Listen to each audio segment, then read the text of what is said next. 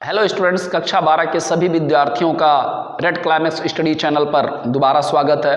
मैं सुधाकर शर्मा। मैं आप लोगों को आज अवकलन का चैप्टर नंबर 5.6 पढ़ाने चल रहा हूं, जो कि प्राचलिक समीकरणों को बिना विलोपित किए हुए आप ddx ऑफ y का मान कैसा निकालते हैं, आज उसी चैप्टर के बारे में आपको बता दे रहा हूं, यानी बताने चल रहा हूं। तो जो भी सवाल मैं बताऊं उसको बढ़िया ध्यान से पढ़िए, और जो सवाल आपके उस टाइप के हों या उससे रिलेटेड हों उनको आप सेल्फ लगाइए, यानी स्वयं से लगाइए और आप आगे बढ़िए। तो आपकी बोर्ड परीक्षा के लिए ये सवाल, इस टाइप का सवाल अत्यंत महत्वपूर्ण है। पिछले विगत वर्षों में इस टाइप के कई सवाल आपके बोर्ड परीक्षा में जितने भी सेट्स बनते हैं पूछे गए हैं। तो बेटा ये चैप्टर आप लोगों के लिए अत्यंत महत्वपूर्ण है। चलते हैं आपकी बोर्ड पे, देखिए ऊपर लिखा है, पहला क्वेश्चन है, पहले सवाल को समझिए। सवाल लिखा है, बिना प्राचलों का विलोपन किए हुए ddx ऑफ y का क्या निकाले बेटा, मान निकालिए। तो एक छोटा सा क्वेश्चन आप लोगों के लिए मैं यहाँ पे बता रहा हूँ। देखिए जो पहला क्वेश्चन है आपका, x बराबर 2at square and y is equal to at की पावर बेटा कितना है, 4 है। यहाँ पर पहला क्वेश्चन जो आपका है आपको दिया है, यहाँ पर x बराबर लिखेंगे आप बेटा, x बराबर 2at स्क्वायर, क्या लिखा बेटा, x बराबर 2at स्क्वायर, ये इक्वेशन फर्स्ट है।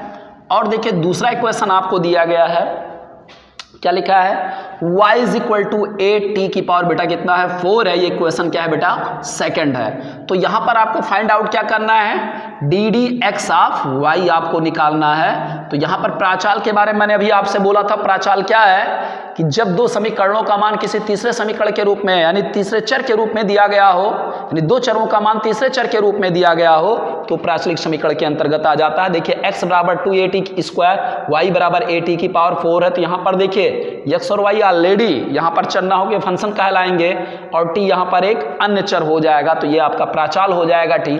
तो यहाँ पर करेंगे बेटा क्या, सबसे पहले समीकरण 1 में जो प्राचाल है उसके सापेक्ष अवकलन करेंगे, और समीकरण 2 का प्राचाल यानी t के सापेक्ष उसका भी क्या करेंगे, अवकलन। तो यहाँ पे लिखेंगे समीकरण फर्स्ट का t के सापेक्ष, क्या लिखेंगे बेटा, t के सापेक्ष अवकलन करने पर, t के सापेक्ष अवकलन करने पर, ओके। तो यहां पर आप देखिए, आप लिखेंगे dt ऑफ, क्या लिखेंगे बेटा, x इज इक्वल टू, यहां पर मैंने आपको पूर्व सवालों में बताया है कि 2 ये अचर है, तो इसका अवकलन आप आगे लिख लेंगे, यानी इसका अवकलन नहीं करेंगे आप, क्योंकि अचर गुणे चर है तो हमेशा चर का अवकलन करते हैं। तो यहां पर आप आगे इसको लिख लेंगे 2a गुणे dt आप बेटा क्या लिखेंगे, t स्क्वायर, नहीं तो एक स्टेप और आपको बढ़ाना पड़ेगा।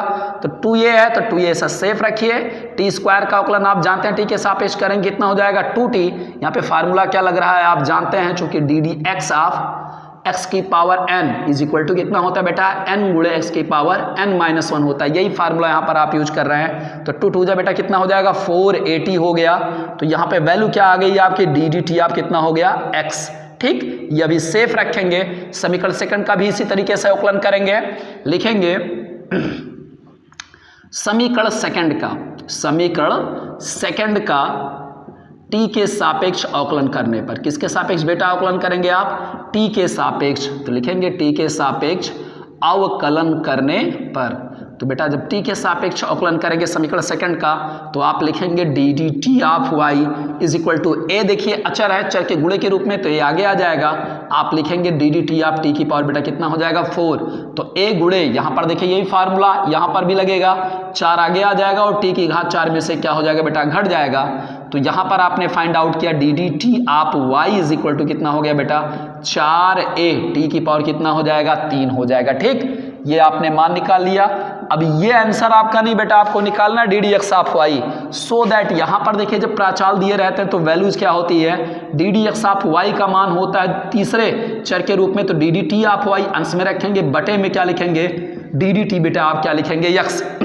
तो dt ऑफ y की वैल्यू कितनी हो जाएगी, 4a t की power 3 upon dt of x की वैल्यू बेटा कितना निकाले हैं, 4at निकाले हैं। तो 4at यहाँ पर पुट करेंगे, देखिए 4 से 4 कैंसिल हो जाएगा, a से a कैंसिल हो गया, ओके।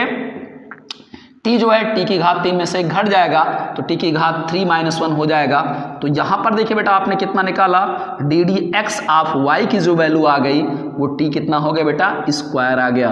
तो मेरे ख्याल से ये सवाल बखूबी आपको समझ में आया होगा। एक छोटा सा सवाल है इस चैप्टर के लिए, तो मेरे ख्याल से बढ़िया सा समझ में आया होगा। चलिए हम आपको दोबारा समझा देते हैं। देखिए यहाँ पर पहला दिया गया इक्वेशन x बराबर 2at², y is equal to दूसरा क्या है at की पावर कितना है 4। तो यहाँ पे t प्राचाल है क्योंकि तीसरे चर के रूप में ये दिया गया है। तो आपको निकालना d d x of y की वैल्यू कैसे ज्ञात करेंगे, तो समीकरण 1 का t के सापेक्ष अवकलन करेंगे। तो यहाँ पे जब डिफाइन किया तो d d t of x बराबर कितना आ गया 4at। फिर समीकरण सेकंड का भी किसके सापेक्ष अवकलन करेंगे बेटा, t के सापेक्ष। तो d d t of y की वैल्यू कितना आ गया 4at³ आ गया। ओके, आपको मान निकालना d d x of y. तो यहाँ पर यही ध्यान देने योग्य बात है कि कैसा निकलेगा। तो d d t of y अंश में रखेंगे, अपान का चिन्ह लगाएंगे, डी डी टी आप क्या रखेंगे x। तो यहाँ से बेटा क्या होता है, मान आपने रखा तो t की पावर 3 - 1 बचा, तो यहाँ पर आ गया d d x of y बराबर t² आ गया। ओके, तो मेरे ख्याल से सवाल समझ में आया होगा बड़े अच्छे से। तो आप इसी तरीके से जितने भी सवाल इस चैप्टर के हैं लगाइए, और आगे जो सवाल आपको नहीं आते उनका कमेंट बॉक्स में लिख के वो छोड़ दीजिए, मैं आपको अगली वीडियो में आपको समझाऊंगा। तब तक आप सवाल लगाते रहिए।